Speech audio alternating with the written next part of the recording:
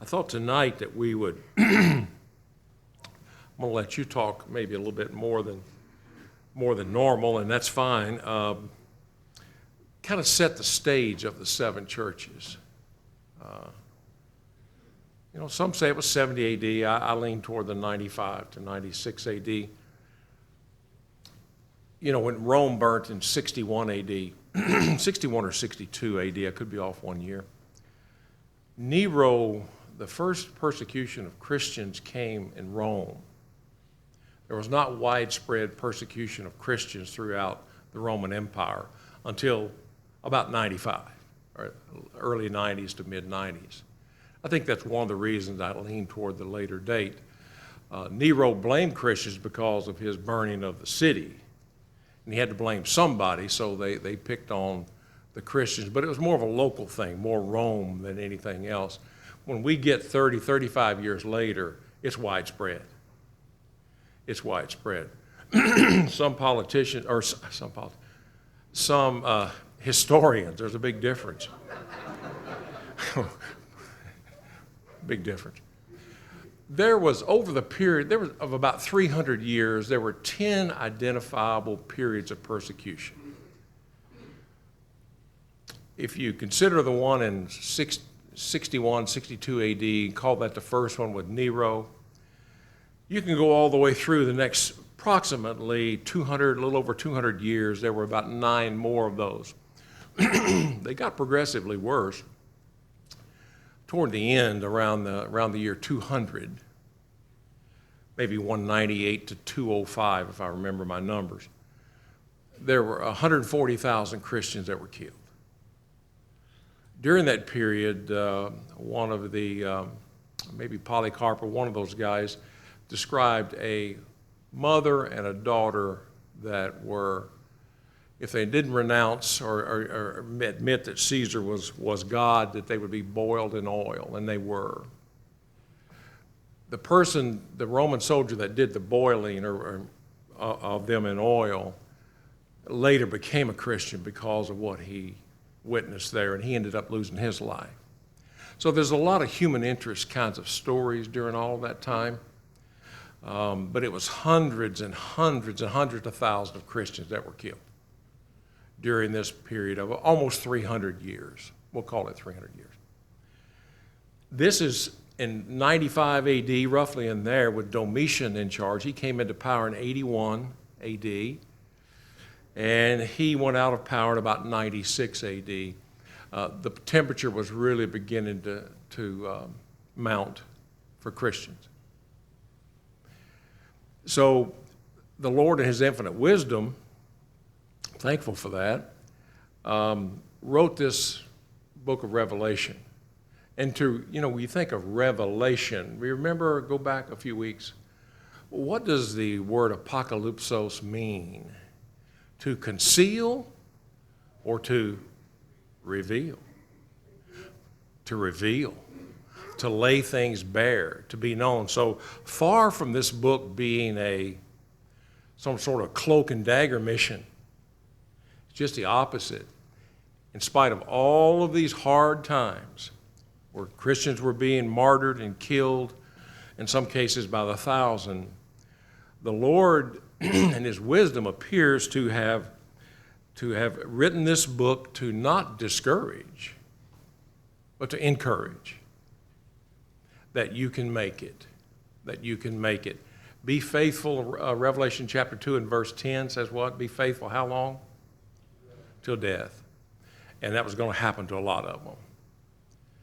So kind of with that backdrop, we'll talk a little bit about the conditions that Christians lived in then. So I'm going to open it up. I'm going to say, okay, politically. I've touched on a little bit of it already, but what was the political situation in this at the end of the first century? Politically. Looking for the Roman Empire, the Roman political system. How did the Romans view children even? Property in a lot of cases to be tolerated, in some cases, to be given away because it was interfering with their lifestyle. Does that ring a bell at all? Maybe not to that degree, but we see that kind of thing today.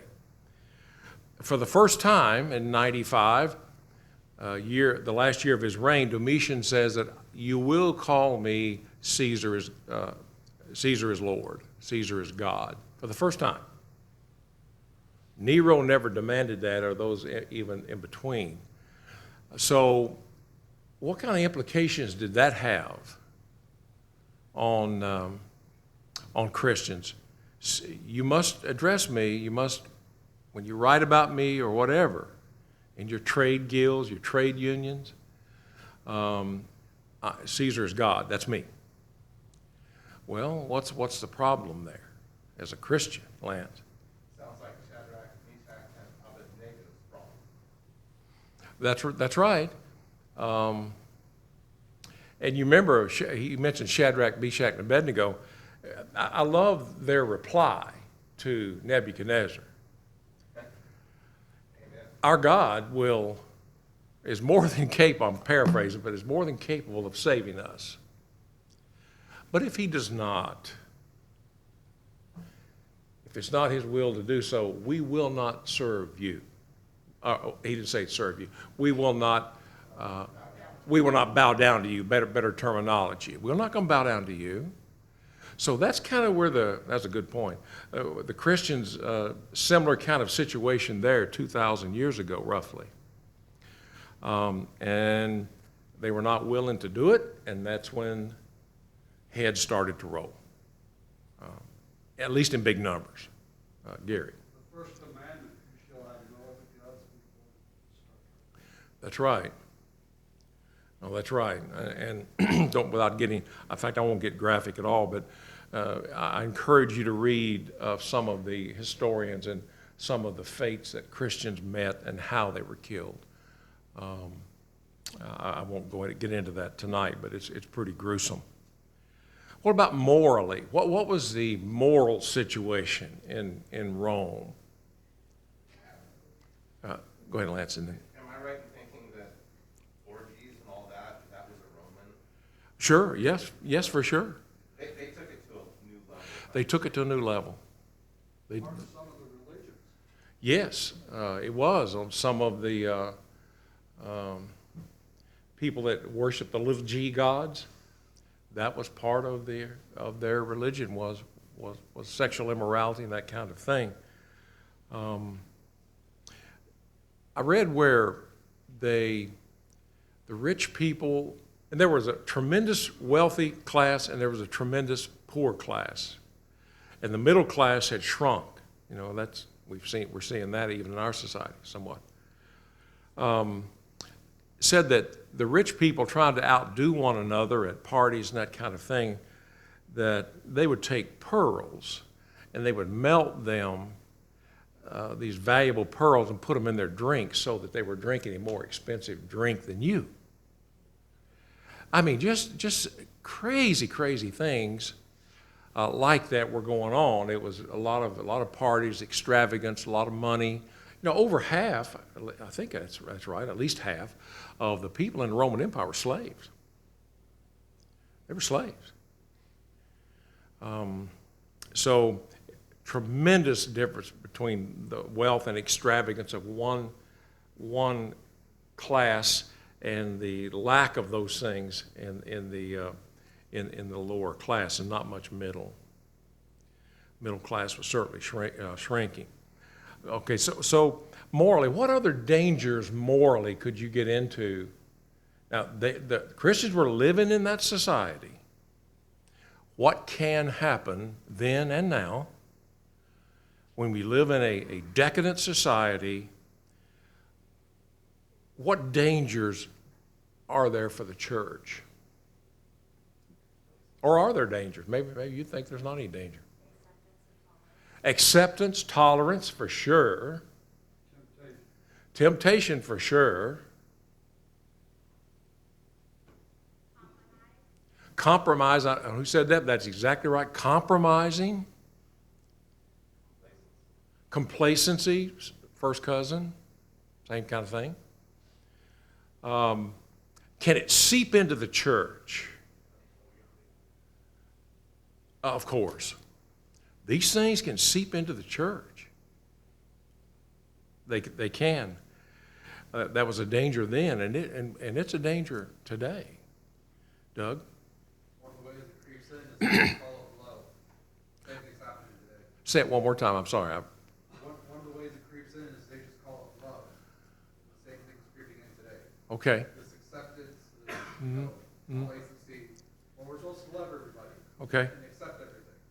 And we can see very easily the same things are happening today. Don't the Lord want us to be happy? They say. And that you can justify anything on that ground. Happy. What about economically? We've touched a little bit with the different class systems, but economically, if there were a lot of trades people and you had to be a member of the union to work that trade, and if you didn't declare Caesar as God or what, and all these other things that they required, then you didn't have your union card, as it were. So that was a problem. That was a problem.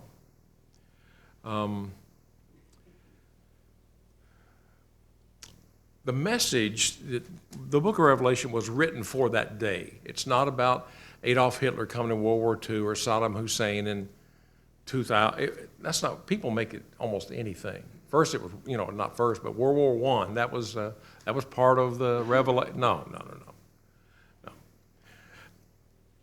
The message was for them to understand and hang in there. What's the message for you and me today? Same message. The same message. Things are going to get rough. Always have. They always have. The Middle Ages wasn't exactly a great time to live either. It's always been rough in its own way. And the message is relevant 2,000 years ago, and it's relevant today. Ryan? I say the reading of we're studying Revelation and reading Job at the same time. The planning that you guys had, the forethought on that, couldn't have been any better. Because Job tells you, God giveth and God taketh away. Why can't we be happy in either state? That's a really, really valid point, a good point.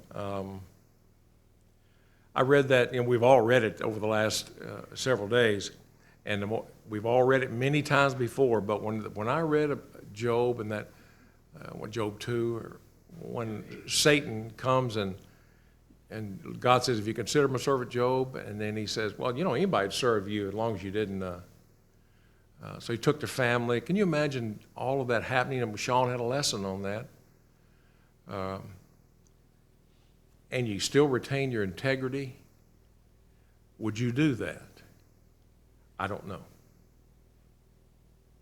I hope I would. I think I would. But if you lost all of your children and it'd be tough. It'd be tough. Going similar things, yes. They are. They really are. Give me some phrases, sentences, that'd be fine too, of Jesus, of course, this is Jesus' message. It's not John's message. John's just a messenger. In fact, when John saw Jesus, now remember, they were best friends. They were best friends. How did John see the resurrected Jesus? Fell down like a dead man, and that's his best friend on the earth. Wow. So what were some of the things that Jesus said as he's walking through these 7 churches? I know your works. What else? If you got an ear, you need to be listening to what I'm saying. And oh, by the way, I know everything about you. What else? Repent. How many of the churches did he say repent in? 5 of the 7, yes. Who were the other 2 that did not? Smyrna and Philadelphia, that's right. I know your works. I walk among the churches. And what's the implication of that? I know all about you. I know all about you. You might try to fool, so you're not fooling me. He who has an ear, and then repent. Those are the four that I had. There may be, if there's something else, you can raise your hand. Lance and then Peggy. I'm sorry, Doug, Peggy, Lance. Gotcha. And almost all the churches said there's a remnant. So even for all bad things you might have said, there's a remnant that follows us. So it shows you that, yes, church is a collective, but also an individual. Well, No, that's right. No, that's exactly right, Peggy. He often said to the one that conquers overcomes. That if you can overcome this, and you can, I have a big reward for you coming. Yes, he who overcomes. Said that several times. Lance, sorry. When you were talking about the persecution earlier, that's one of the things that came to mind, right? The he who overcomes, like Peggy said, right? Because that is the message of people that are about to have a trial to face.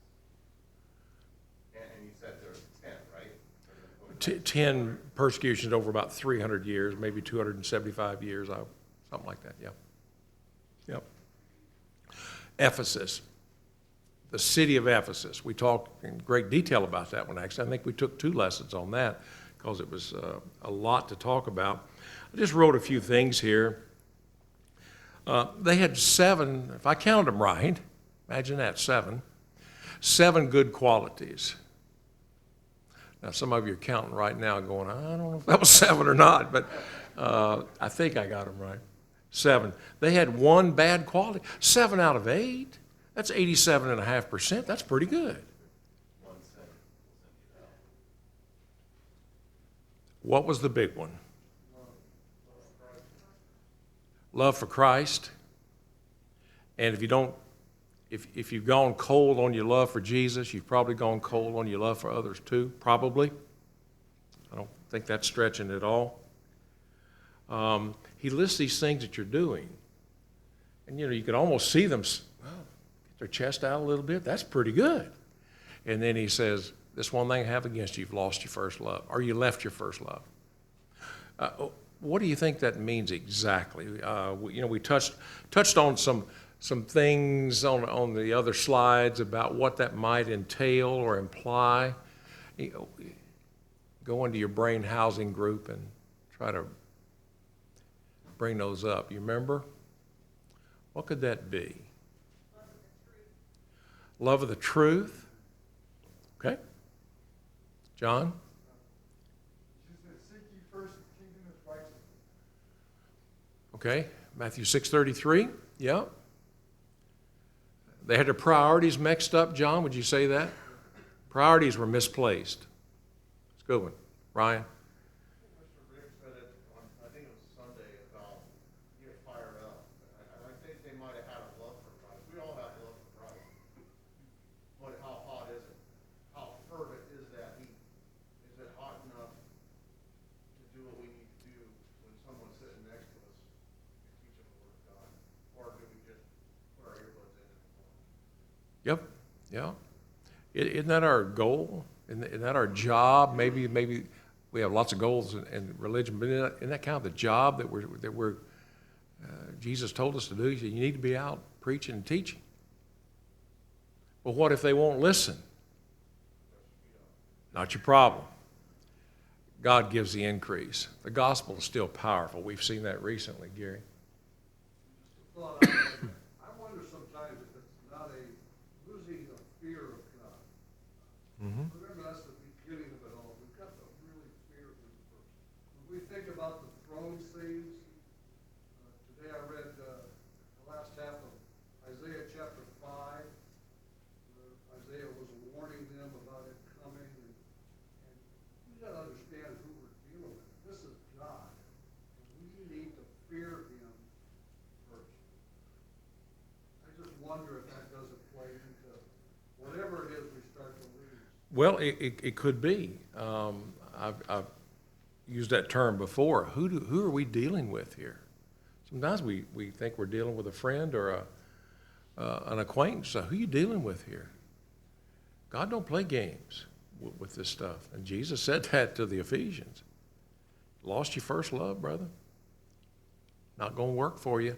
You can have all these outward actions, but if your motives are not pure, May not work. Remember in 1 Corinthians 13, talked about you can have your body, give your body to be burned. If you don't have love, you're like a tinkling cymbal, and that you're just noise. We might say it's just noise. Yeah, it's serious stuff, Don. Any organization that you join, there's got to be a reason for you to join it. Mm-hmm. What was the reason that you signed up with the outfit? You know, was it the money that was involved? You know, what are you going to get out of it? The friendship, the people, their way of talking and doing business. Who's the leader of it? Mm-hmm. There's a whole bunch of things to consider.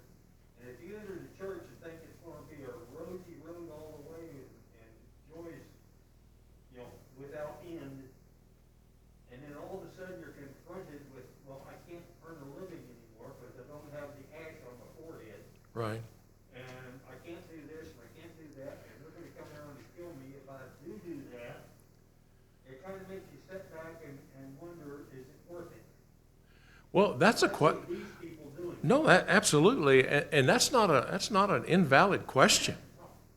It's a legitimate question that they ask, and at times we may have to ask. Maybe we have asked, and maybe multiple times in our lives, but maybe it's coming where we have to ask, is this worth it? And to some, it's not. Have you counted the cost? Luke 14. Have you sat down and counted the cost? Because if you turn back, you know, people are going to laugh at you. Count the cost. And there is a cost, isn't there? There is a cost, but that should come to us saying, where else would we go? Absolutely. That's what Peter said, wasn't it? Remember when Jesus he sort of wistfully looked away and everybody left, you could almost feel his heart breaking a little bit, and he looked at the folks he had, are you going to go away too? I mean, like he's lost friends here. I mean, he's almost like he's alone in a way. And Peter said, Lord, there's no place else to go. Where shall we go? And that's a question we always have to ask ourselves. Count the cost, yes. But if the answer's in the negative, okay, where are you going? No place to go? With any hope? Lance, real quick, then we're going to have to move. The song we sing says, have you counted the cost? If your soul would be lost. Mm-hmm. That is the spiritual cost that's evaluating. The problem people run into is counting the physical cost. What's helped me calibrate my mentality is that God considers two types of things. There's blessings and curses, and those are worldly, blessings and curses. And consistently it's described in the Bible like that. Reward and punishment are eternal. And what he's talking about here is a potential curse that's going to come upon these people, but it's temporary. And we need to count the eternal cost. Yep. No, that's true. Now, as you thumb over into the book of Revelation, starting in chapter 13 and on toward the end, you see the triumphant Jesus. He wins. We already know that, don't we? He wins. It's kind of nice to fight on the side that wins. I don't mean you're going to win every battle, but you win. We win. They won. We will win. And Jesus, in his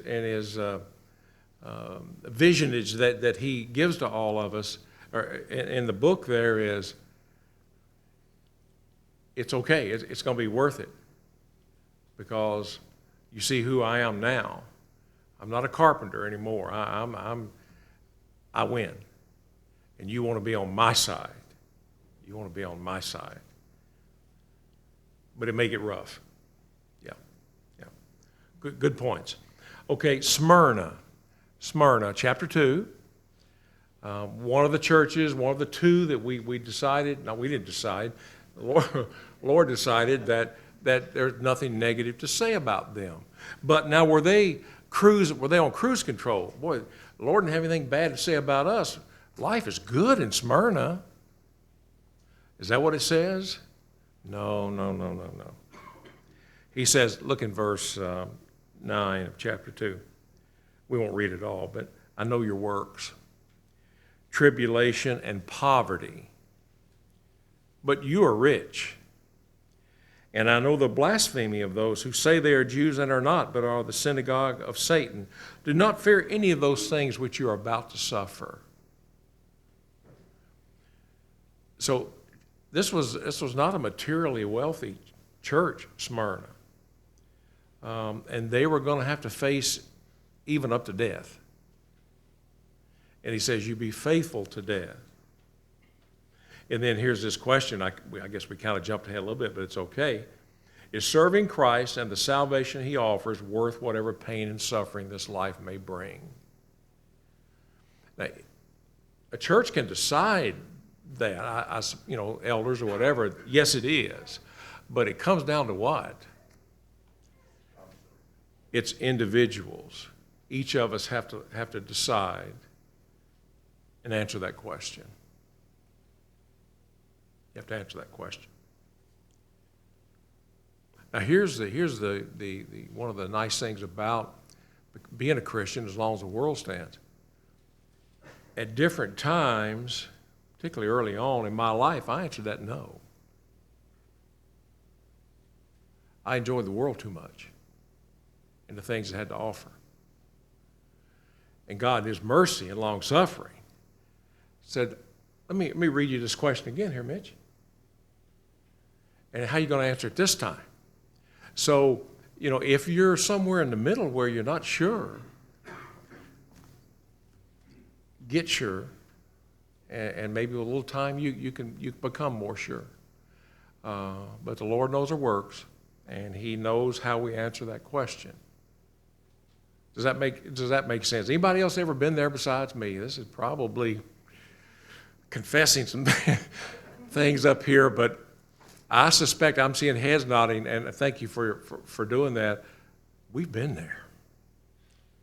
I just don't know. I enjoyed that running all that stuff from my worldly perspective, but eventually you got to say, nah, that's a dead end street. That's a dead end street. I finally got to that where I said, it's just a dead end. When my buddies asked me, what are you doing, dude? You don't run with us. I said, it's a dead end street. I'm done here. Greg.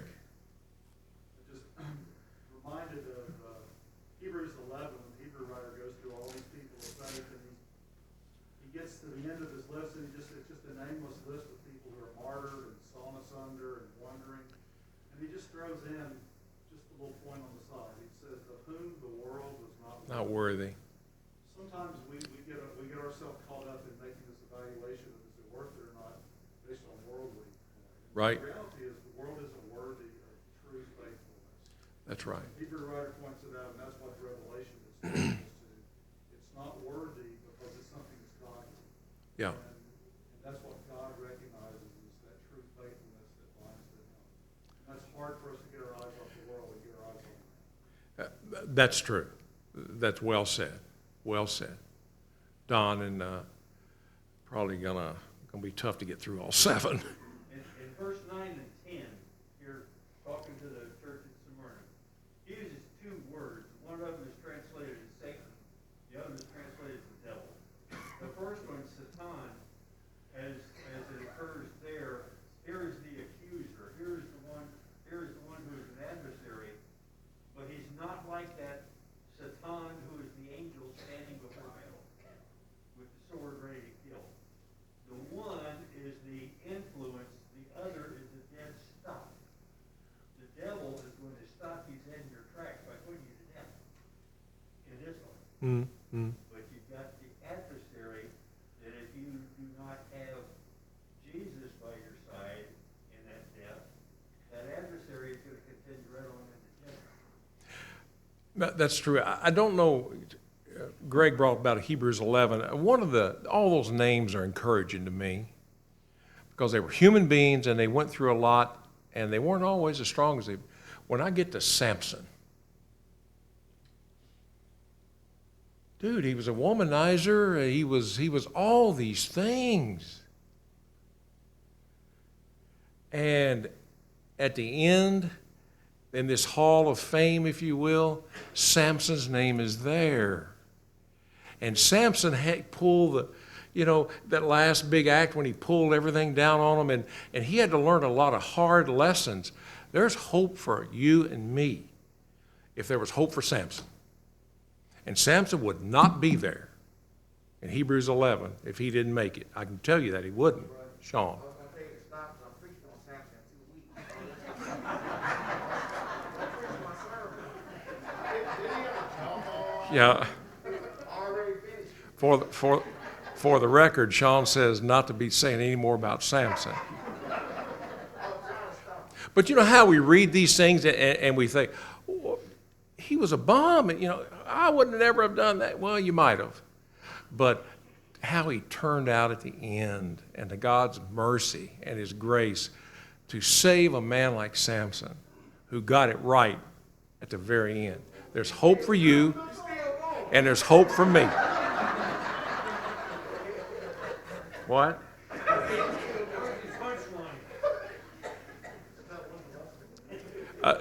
Doug, I really need to move. Can you? Okay, the little one. Romans 3:18, for I consider the sufferings of this present time are not worthy to be compared with the glory revealed to us. No, that's a good one. How long do you think we'll remember all this once the angels carry us to Abraham's bosom when we die? Some of us are getting closer all the time. Well, we all are, but half a second, maybe not any. And then it's just going to be, it's just for a short time, as God describes it, just for a short time. We'll be okay. Remember, I won't get into that right now because I'm not going to have time. Pergamus or Pergamum. I've got it entitled "Faithful in Persecution, but Tolerated Evil." Was Pergamus a pretty good church? We would call it overall. Yeah. But they compromised, which someone had mentioned earlier, and we see that kind of concept going through some of these churches. They compromised, and is it easier to compromise, or is it easier to stand up for what's right? What about Corinthians, 1 Corinthians 6? What were they doing? Were they compromising? Sure they were. There was more messed up church, at least it's recorded, than Corinth. I don't know where it is. And we say, well, that sometimes I meant to bring that point up. We say that Revelation was for them only. Well, was 1 Corinthians for the Corinthian church only? Not at all. It was for us too, for us to learn lessons, for sure. Yeah. Yes. There's a lot of churches that are compromising this day and age. A lot, yes. Yes, it could be on marriage, divorce, and remarriage. It could be on homosexuality. It can be on women's role in the church. All these things are not popular today. And we can compromise. We've had opportunity, hadn't we, Rick and David, on some of these very issues recently, and made our lives a whole lot easier. But what does this say? And we kept going back to that. I'm sorry, that's just what the Bible says. I didn't write it, but that's just what's in there. Compromising says, we're good here. Yep. But they were doing a lot of good stuff at Pergamus. It wasn't like this is some dud church. It's a pretty good church. They just were compromising the truth in some ways, several ways. Thyatira, another good church, had a lot of good qualities. The Lord had a lot of good things to say about Thyatira. But they had one fault, and as someone pointed out earlier, one fault can destroy a lot of good. They had a false teacher in their midst, and her name was Jezebel.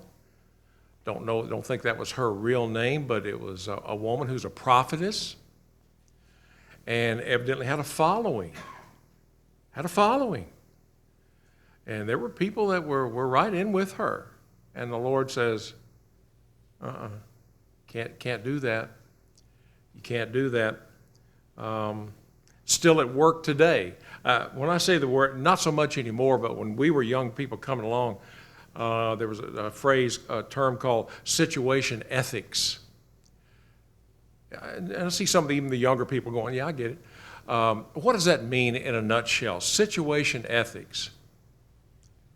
Is there absolute truth in situation ethics? No. You know what I say when people say, well, there's no absolute truth? I say, are you absolutely sure?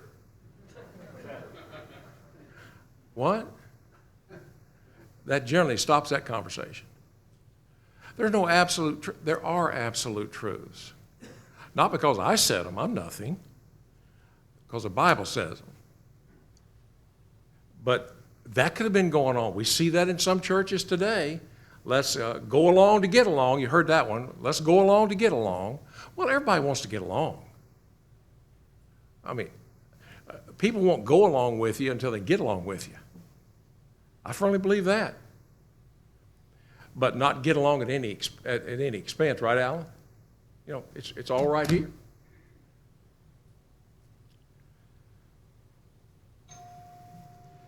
You know, you need to give a little. Don't be so dogmatic. You members of that church, y'all are a little bit dogmatic.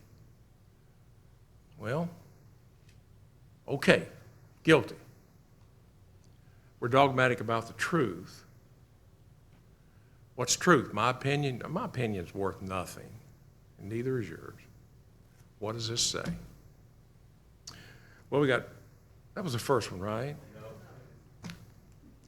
All right, here's Sardis, the dead church. But were there even a few in Sardis who were still holding on to the truth? A few. But the Lord said, you're dead. You're a dead church.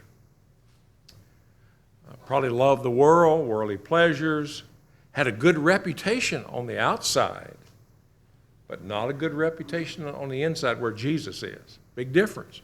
We talked about that. Philadelphia, nothing negative there. The Lord says, I'll open doors for you for the gospel. And then Laodicea, nothing good said about Laodicea. Lukewarm, we talked about all of that with the cold water, all of that. But even with Laodicea, we'll stop with this. What did the Lord say at the end? I'm still knocking, Laodicea. I know I didn't have a thing good to say about you, but if you'll let me in, I'll still come into you. You can change. You can repent. Philadelphia, the door's always open because they were doing it the right way. Okay, Sunday we'll talk about the New Jerusalem. Pretty exciting, actually. All right, thank you.